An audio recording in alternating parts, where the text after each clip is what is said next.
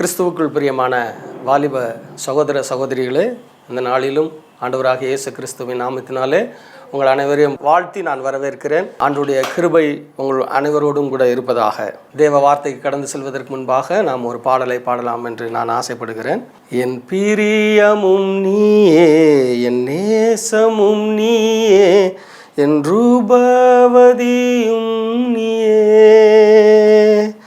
என் பிரியமும் நீயே, என் நேசமும் நீயே, என் ரூபவதியும் நீயே.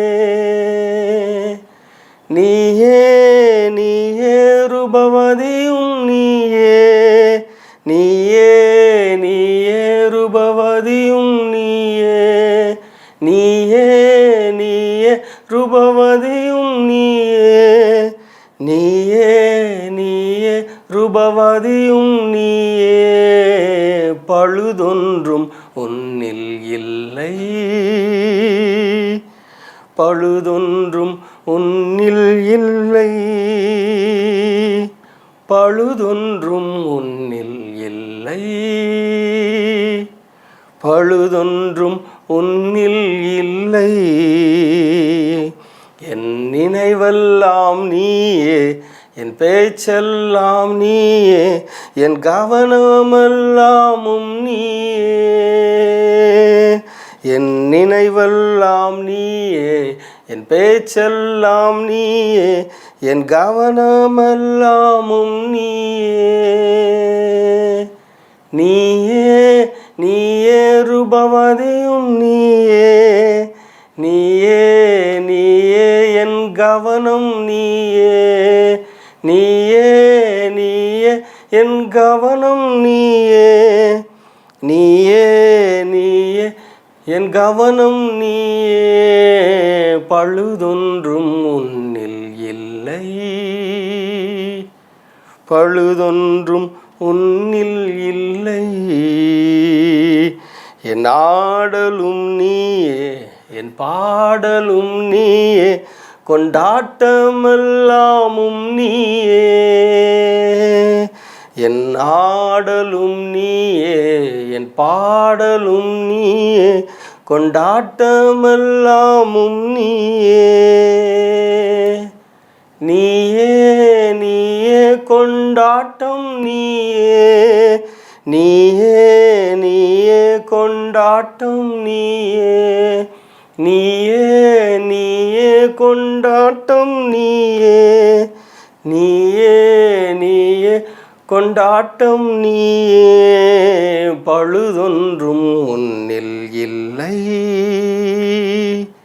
பழுதொன்றும் உன்னில் இல்லை. என் வீரமும் நீயே, என் வெற்றியும் நீயே, என் வைராக்கியமும் நீயே. என் வீரமும் நீயே, என் வெற்றியும் நீயே, என் வைராக்கியமெல்லாம் நீயே. நீயே நீயே வைராக்கியம் நீயே, நீயே நீயே வைராக்கியம் நீயே, நீயே நீயே வைராக்கியம் நீயே, நீயே நீயே வைராக்கியம் நீயே. பழுதொன்றும் உன்னில் இல்லை, பழுதொன்றும் உன்னில் இல்லை. ஹல்லேலூயா. சாலமோன் எழுதிய உன்னத பாட்டிலிருந்து இந்த பாடல் எழுதப்பட்டிருக்கிறது. இந்த நாள் விசேஷித்தமான நாளாக இருக்கிறபடினாலே இந்த நாளில் இந்த பாடலை படிக்கலாம் என்று நான் ஆசைப்பட்டேன். அதற்காக உங்களுக்காக அந்த பாடலை பாடியிருக்கிறேன். இது தேவன் சபையை பார்த்து, தன் மனவாட்டியை பார்த்து, தம் பிள்ளைகளை பார்த்து படிக்கிற பாடலாக இருக்கிறது. அப்படி தான் அந்த உவமையில் தான் உன்னத பாட்டு எழுதப்பட்டிருக்கிறது. பண்டிதர்கள், வேத பண்டிதர்கள் சொல்கிறார்கள், தேவன் தம்முடைய சபையை இவ்விதமாக அவர் பார்க்கிறார், நேசிக்கிறார். இவ்விதமாக அவர் நமக்காக பாடல்களை அவர் பாடுகிறார். எப்படிப்பட்ட ஒரு தேவனாக இருக்கிறார் பாருங்கள். நம்ம நேசிக்கிற, நம்மில் மிகவும் அன்பு கூறுகிற ஒரு தகப்பனாக, ஒரு காதலனாக, நம்முடைய தேவன் நமக்காக இருக்கிறார். சரி, இந்த நாளிலும் நாம் ஆண்டுடைய வார்த்தைக்கு நேராக கடந்து செல்வோம். வார்த்தைக்கு நேராக நாம் திருப்பிக் கொள்வோம். பிரசங்கியின் புஸ்தகம் 11வது அதிகாரம். உங்களுக்காக நான் வசனங்களை வாசிக்கிறேன், நீங்கள் கேளுங்க. 9வது வசனம். வாலிபனே, உன் இளமையிலே சந்தோஷப்படு, உன் வாலிப நாட்களிலே உன் இதயம் உன்னை பூரிப்பாக்கட்டும். உன் நெஞ்சின் வழிகளிலும் உன் கண்ணின் காட்சிகளிலும் நட. ஆனாலும் இவை எல்லாவற்றின் நிமித்தமும் தேவன் உன்னை நியாயத்திலே கொண்டு வந்து நிறுத்துவார் என்று அறி. நீ உன் இருதயத்திலிருந்து சஞ்சலத்தையும் உன் மாம்சத்திலிருந்து தீங்கையும் நீக்கி போடு. இளவயதும் வாலிபமும் மாயையே. 12வது அதிகாரம். நீ உன் வாலிப பிராயத்திலே உன் சிருஷ்டிகரை நினை. தீங்கு நாட்கள் வராததற்கு முன்னும் எனக்கு பிரியமானவைகள் அல்ல என்று நீ சொல்லும் வருஷங்கள் சேராததற்கு முன்னும். இந்த நாளிலும் ஆண்டுடைய வார்த்தையிலிருந்து நம்ம தியானிக்க போகிறோம். சாலமோன் இந்த பிரசங்கிங்கிற புஸ்தகத்தை அவர் தான் எழுதியிருக்கிறார். பிரசங்கிங்கிறதுனாலே பிரசங்கம் பண்ணுகிறது, அவர் போதகம் பண்ணுகிறார். ஒரு போதகனாய் அவர் வாலிபர்களுக்கு சொல்லக்கூடிய அறிவுரை என்னவென்றால், வாலிபனே, உன் இளமையில் என்ன செய்? முதல்ல சந்தோஷப்படு. இளமை பருவம். நம்முடைய வாழ்க்கையை நம்ம ஒரு 6 பருவங்களாக நம்ம எடுத்துக்கொள்ளலாம். என்னென்ன பருவங்கள் இருக்கிறது என்பதை நான் உங்களுக்கு சொல்கிறேன். பாய், சிறு வயது பருவம். அப்புறம் லேடு, அப்படி என்றால் அந்த டீனேஜ் பருவம். வாரியர், அந்த வாலிப பருவம். அப்புறம் லவ்வர், அப்புறம் கிங், சேஜ்.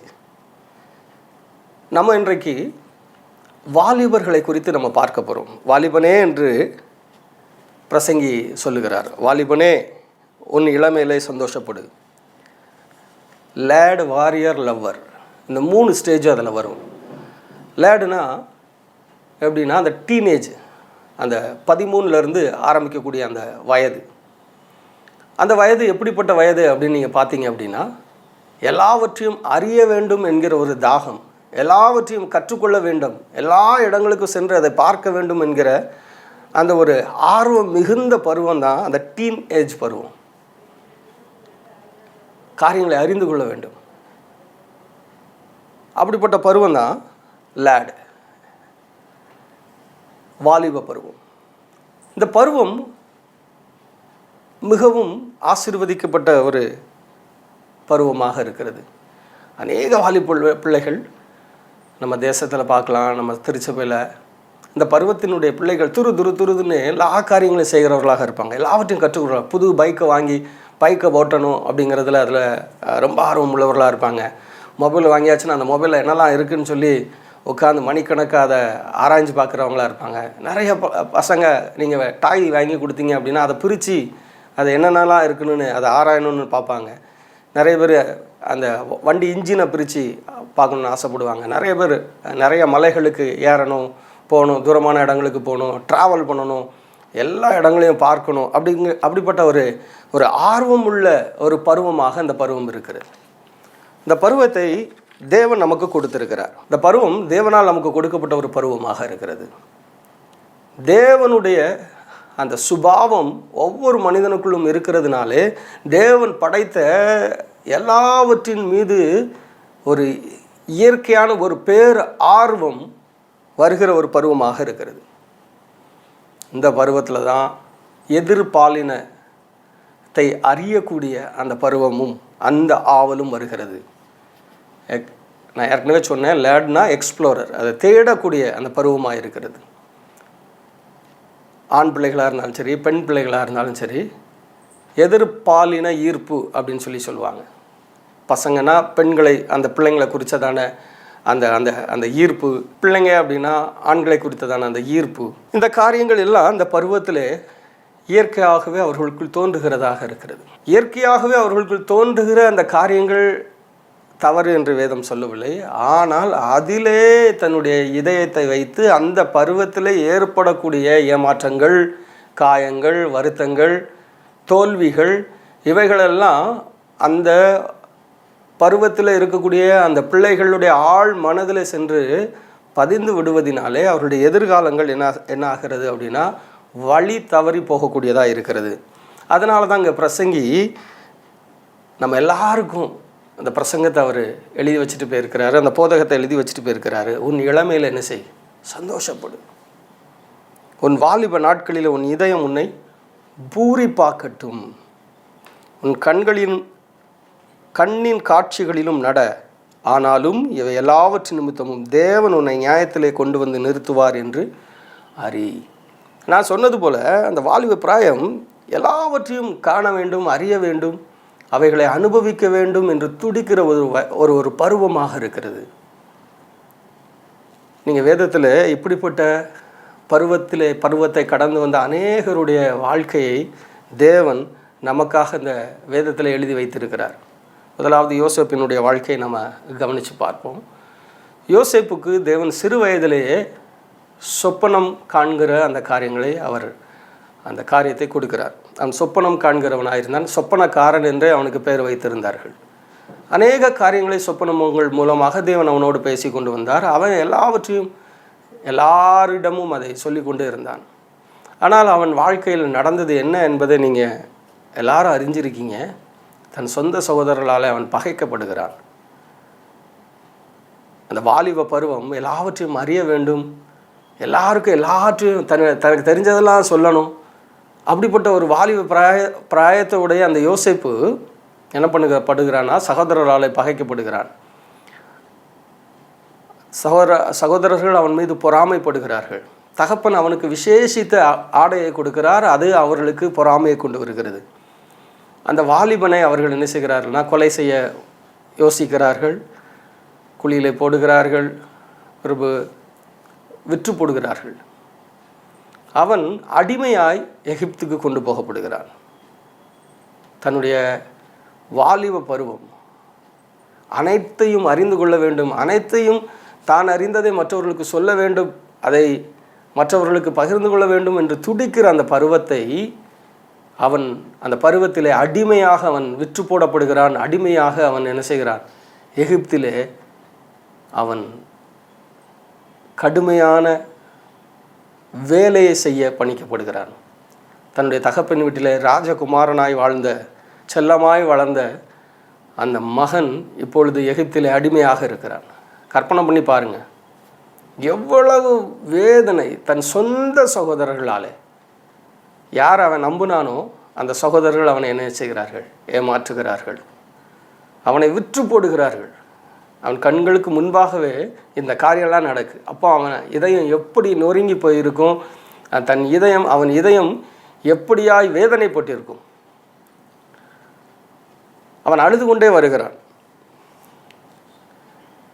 வேத பண்டிதர்கள் சொல்லுகிறார்கள், அவன் அழுதுகிட்டே இருந்ததுனால அவனை விலைக்கு வாங்கின அந்த வியாபாரிகள் அவனை அடிச்சுக்கிட்டே இருந்தாங்களாம், அழாதான்னு சொல்லி. அவங்க அம்மாவை புதைச்ச அந்த கர்வாலி மரத்துக்கு கீழே அந்த இடத்துல அவங்க வந்து ஓய்வெடுக்கும்போது அவங்க அம்மாவுக்கு அங்கே ஒரு நினைவு இடம் இருக்கிறது. அந்த இடத்துல தான் அந்த வியாபாரிகளும் அவனும் ஓய்வெடுக்கிறாங்க. அவன் அழுதுகிட்டே இருக்கும்போது அந்த கல்லறையிலேருந்து ஒரு சத்தம் கேட்டுச்சான், என் மகனே அழாதே, தேவன் உன்னோடு கூட இருக்கிறார் என்று சொல்லி.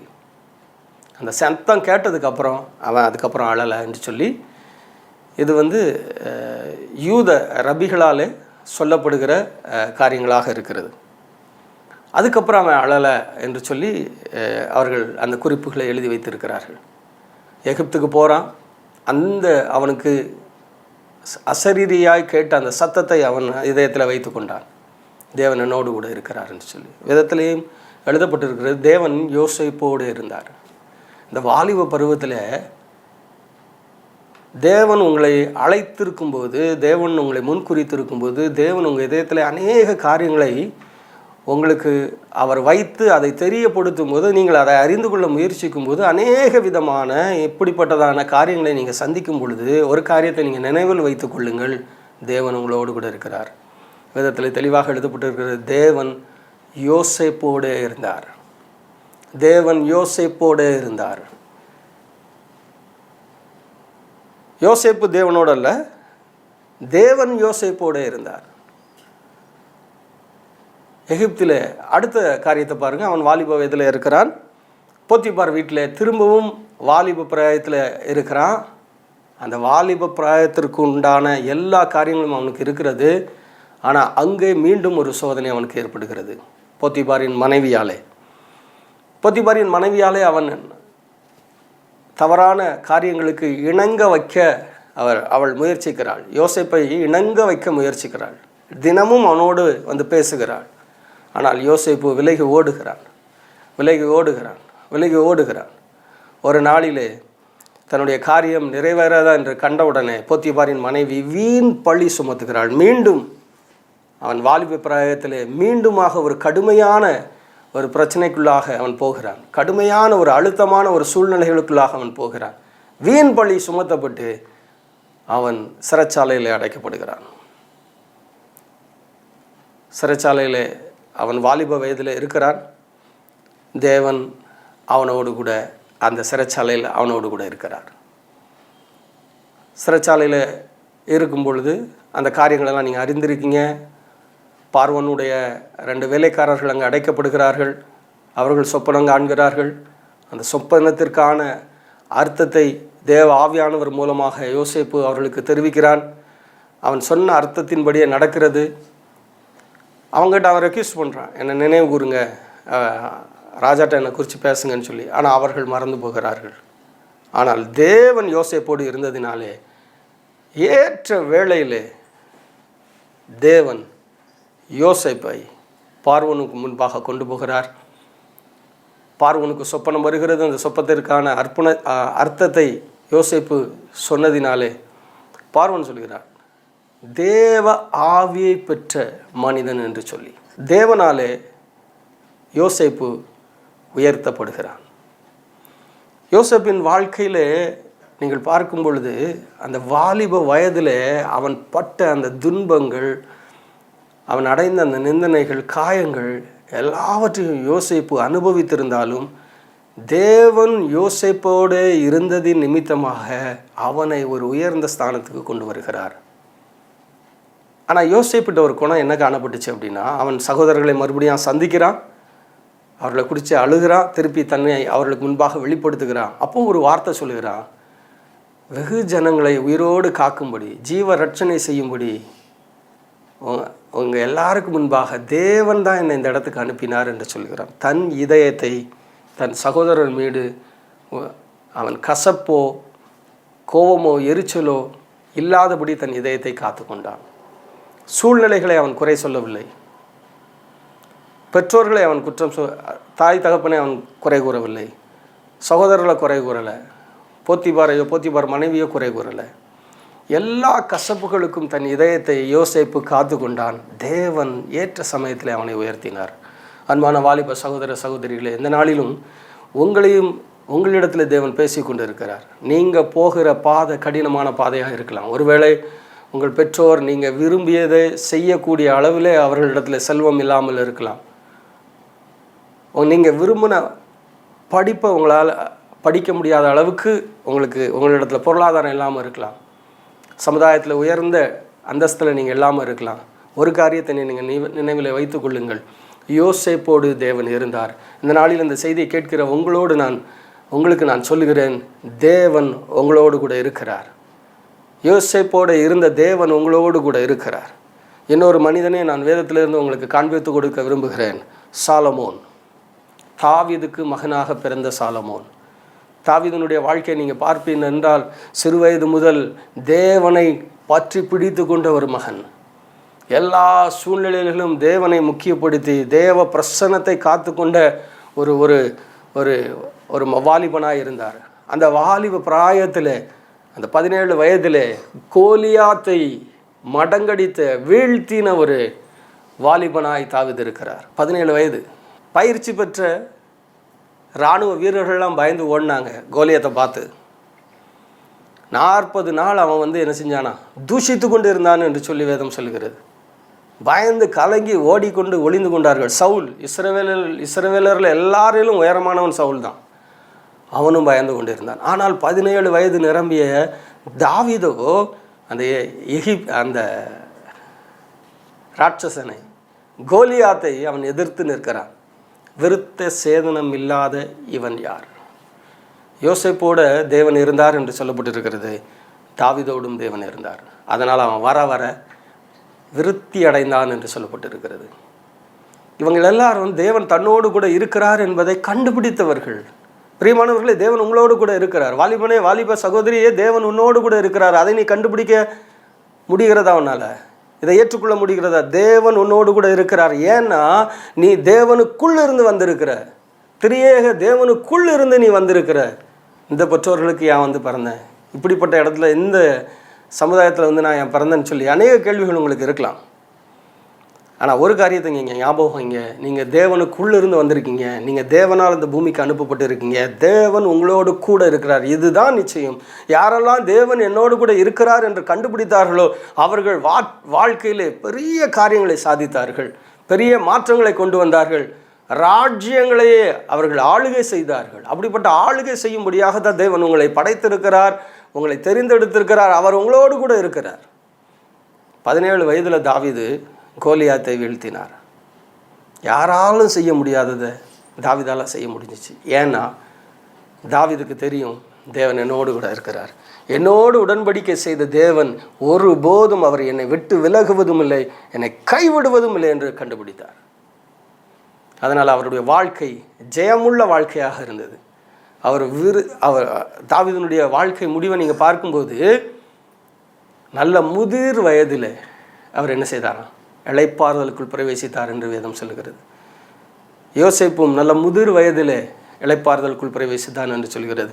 தேவன் உங்களோடு கூட இருக்கிறார் என்பதை நீங்கள் கண்டுபிடிக்கும் பொழுது அரும்பெரும் காரியங்களை சாதிக்கிறவர்களாக நீங்கள் மாறுகிறீர்கள். சாலமோனை குறித்து நம்ம பார்க்கலாம். சாலமோன் தாவீதினுடைய மகன். சாலமோனுக்கு இல்லாதது எதுவுமே இல்லை. ஒரு ராஜகுமாரனாய் இளவரசனாய் அவன் வளர்கிறான். ராஜாவாக அவன் என்ன செய்கிறான், அபிஷேகம் பண்ணப்படுகிறான். அப்போது அவன் ஜெபம் பண்ணுறான், ஆண்டவரே என்று சொல்லி. அப்போது தேவன் அவனுக்கு சொப்பனத்தில் தோன்றும்போது அவன் கேட்குறான், உங்களுடைய ஜனங்களை நான் விசாரிக்க முடியாத ஞானத்தை தாங்க, ஜனங்களை வழி நடத்த முடியாத ஞானத்தை தாங்கன்னு சொல்லி அவன் கேட்கிறான். தேவன் அவனுக்கு நீ ஞானத்தை கேட்டதுனால தீர்க்காயுசையும் உனக்கு ஐஸ்வர்யத்தையும் சேர்த்து கொடுக்குறேன்னு சொல்லி கொடுத்தாரு. நீங்கள் பிரசங்கி வாஸ்து பார்த்தீங்கன்னா, பிரசங்கி அவர் சொல்கிற ஸ்டேட்மெண்ட், என்ன மாதிரி துரிதமாக சம்பாதிக்கத்தக்கவன் ஒருவனும் இல்லை, என்ன மாதிரி சம்பரமாய் சாப்பிடத்தக்கவன் ஒருவனும் இல்லை. இயேசுவே சொல்கிறாரு, சாலமோனை போலாகிலும் ஒருவனும் உடுத்திருந்ததில்லை. ஒரு நாளைக்கு 3 ட்ரெஸ் அவர் போடுவார். அந்த ட்ரெஸ்ஸை மறுபடியும் வாழ்நாளில் ஒரு நாளும் போட மாட்டாராம். ஒப்பந்தம், வாடகைக்கு அந்த ட்ரெஸ் எடுத்து அப்படி போடுற மாதிரி அவர் அப்படி வாழ்ந்திருக்கிறார், எல்லாவற்றையும் அனுபவித்திருக்கிறார். ஆனால் அந்த சாலமோன் தான் எழுதுகிறாரு, வாலிப பிராயத்தில் அவன் சிருஷ்டிக்கிற என்ன செய், அதை நினை, அதுதான் உன்னையும் உன் இதயத்தையும் காத்து கொள்வதற்கான முதல் படி என்று சொல்கிறார். ஏன்னா கீழோட வசனங்களாக நீங்கள் வாசித்து பாருங்கள். இந்த உலகம் உங்களுக்கு முன்னாடி ஒரு காரியத்தை வைக்கி, இதை அனுபவிச்சு பாரு, இதை அனுபவிச்சு பாருன்னு சொல்லி, இதுதான் கரெக்டாக இருக்கும்னு சொல்லி. ஆனால் அது எல்லாம் உங்களை தவறாக வழி நடத்துகிற காரியங்களாக இருக்கிறது. எந்த சாலமோன் தேவனிடத்தில் ஞானத்தை கேட்டு பெற்றுக்கொண்டாரோ அவருடைய முதிர் வயதிலே அந்த சாலமோனுடைய வாழ்வின் முடிவை பார்க்கும் பொழுது 2 தடம் தரிசனமாகி சாலமோனிடத்தில் தேவன் பேசின பொழுதும் கூட அவன் இதயம் தேவனை விட்டு வழுவி சென்றது என்று வேதம் கூறுகிறது. வாலிப சகோதரனே, தேவனை அறிகிற அறிவு இந்த வாலிப பிராயத்தில் உங்களுக்கு உண்டாகட்டும் என்று சொல்லி நான் உங்களுக்காக ஜெபிக்க விரும்புகிறேன். தேவனை அறிகிற அறிவு தான் உங்களை உயர்ந்த இடங்களுக்கு கொண்டு போகும்.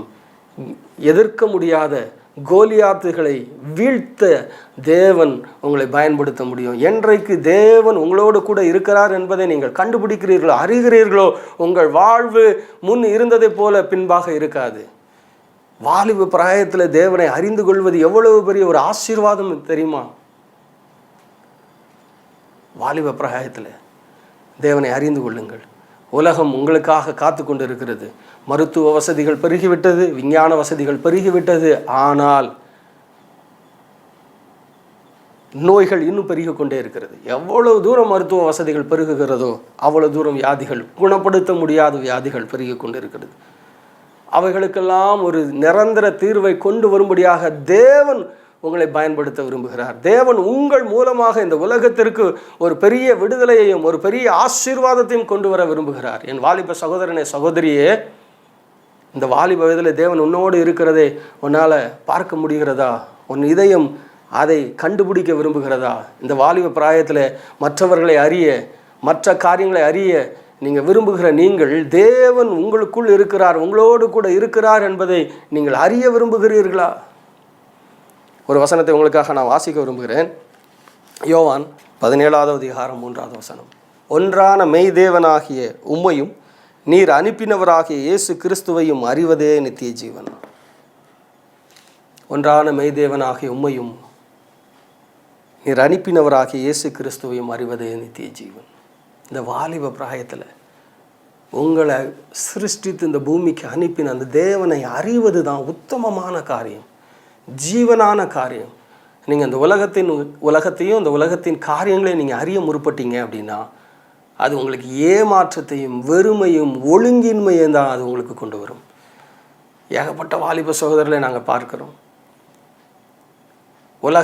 உலகத்தில் உள்ள காரியங்களை அவங்க அறிய விரும்பி அதுக்கு பின்னாடி போகிறதுனால அவங்க வாழ்க்கை எவ்வளவாய் சீரழிந்து சமாதானமற்றதாய், வாழ்க்கையை ஒரு அர்த்தமற்றதாய் மாறி போகிறது. ஆனால் தேவனால் தெரிந்து கொள்ளப்பட்ட என் அன்பான சகோதரனே, சகோதரியே, தேவனை அறிவதே உங்களுக்கு குறிக்கோளாக இருக்க வேண்டும். இந்த வாலிப பிராயத்தில் நான் சொன்னேன், இந்த பருவம் எல்லாவற்றையும் அறிந்து கொள்ள விரும்புகிற பருவம். நான் உங்களுக்கு ஆலோசனையாக சொல்லுகிறது என்னென்னா, தேவனையும் கர்த்தராகிய இயேசு கிறிஸ்துவையும் அறிவது தான் நித்திய ஜீவன். நீங்கள் அதை அறியுங்க. சாலமோனே அதை தான் சொல்கிறார், நியாயத்திலே கொண்டு வந்து நிறுத்துவார் என்று அறி, நினை என்று அவர் உங்களுக்கு கட்டளை கொடுக்கிறார். தேவனை நினைக்க வேண்டும். உங்களோடு அவர் இருக்கிறார் என்பதை நீங்கள் நினையுங்கள். அவரை அறிகிற அறிவிலே நீங்கள் வளர நீங்கள் உங்களை ஒப்பு கொடுங்க. ஏன்னா ஆவியானவர் உங்கள் ஒவ்வொருவரோடு கூட இருக்கிறார். பரிசுத்த ஆவியானவர் உங்கள் ஒவ்வொருவரோடு கூட இருக்கிறார். அவருக்கு உங்களை விட்டு கொடுங்க. ஒவ்வொரு நாளும் நீங்கள் அவருடைய சமூகத்தில் காத்திருந்து, ஆண்டவரே நான் உம்மை அறிய விரும்புகிறேன் அப்படின்னு நீங்கள் அவர்கிட்ட சொல்லி பாருங்கள். அவர் உங்களுக்கு தன்னை எந்தெந்த விதங்களிலே வெளிப்படுத்துகிறார் என்று நீங்கள் ஆச்சரியப்பட்டு பிரமித்து போவீர்கள். தேவனை அறிகிற அறிவு தான் நீங்கள் யார் என்பதை அறிந்து கொள்ள உதவும். நீங்கள் யார் என்று உங்களை அறிந்து கொள்ளும்போது தான் மற்றவர்களை நீங்கள் என்ன செய்ய முடியும்? உண்மையாய் நேசிக்க முடியும். உண்மையாய் அவர்களுக்கு நீங்கள் உதவ முடியும். யோசேப்பு தன்னோடு தேவன் இருப்பதை அவன் அறிந்து கொண்டதினாலே எல்லா சூழ்நிலைகளிலும் தன் இதயத்தை பாதுகாத்து கொண்டான். ஒரு தேசத்திற்கு அந்த பெரிய அழிவில் இருந்த அந்த தேசத்தின் தன் ஜனங்களை அவன் பாதுகாத்தான். தாவீது தேவன் தன்னோடு கூட இருக்கிறார் என்பதை அறிந்ததினாலே மொத்த இஸ்ரவேல் ஜனங்களையும் பயமுறுத்தி கொண்டிருந்த ஒரு பெலிஸ்தீனை, ராட்சஸ்தானை, அந்த கோலியாத்தை அவன் வீழ்த்தி ஜெயம் எடுத்தான். இன்றைக்கு உங்கள் வாழ்க்கையை பயமுறுத்துகிற, இல்லை உங்கள் குடும்பத்தை பயமுறுத்துகிற, இல்லை தேசத்தை பயமுறுத்துகிற அநேக காரியங்கள் இருக்கிறது. இந்த காரியங்களை வீழ்த்தி தேசத்திற்கு, ஜனங்களுக்கு சமாதானத்தையும் இளைப்பாறுதலையும் கொண்டு வருகிற பிள்ளைகளாக நீங்கள் மாற வேண்டும் என்று தேவன் உங்களை விரும்புகிறார். அப்படிப்பட்ட வல்லமையும் வரங்களையும் தேவன் உங்களுக்கு கொடுக்க விரும்புகிறார். நீங்கள் அவரை அறிந்து கொள்ள விருப்பமா? அந்த வாலிப பிராயத்தில் நான் என்னை படைத்த, என்னை சிருஷ்டித்த, என்னை உண்டாக்கின என் தகப்பனை நான் அறிந்து கொள்ள விரும்புகிறேன் என்று சொல்லி அந்த விருப்பம் உங்களுக்குள்ளே உண்டாகட்டும் என்று சொல்லி நான் ஆசீர்வதிக்கிறேன். அந்த விருப்பம்தான் உங்களை உயர்ந்த ஸ்தானத்துக்கு கொண்டு செல்லும். நம்ம ஜபிக்க போகிறோம். இந்த வேளையில் நீங்கள் இந்த செய்தியை கேட்டிருக்கீங்க. நீங்கள் ஆண்டவரிடத்தில் உங்கள் இதயத்தை ஒப்பு கொடுங்க. ஆண்டவரே, இந்த வாலிப பிராயத்தில் அநேக காரியங்களை குறித்ததான இச்சைகள், ஆசைகள் என் உள்ளத்தில் எழும்புகிறது. ஆனால் நான் அவைகளெல்லாம் விட்டுட்டு உம்மை நான் அறிந்து கொள்ள விரும்புகிறேன். தகப்பனே, என்னை சிருஷ்டித்த என் தெய்வமாகிய உம்மை நான் அறிந்து கொள்ள விரும்புகிறேன். என் ஆண்டவராகிய உம்மை நான் அறிந்து கொள்ள விரும்புகிறேன். இந்த வாலிப பிராயத்தில் உம்மையே நான் அறிய விரும்புகிறேன் என்று சொல்லி உங்களை ஒப்பு கொடுங்க.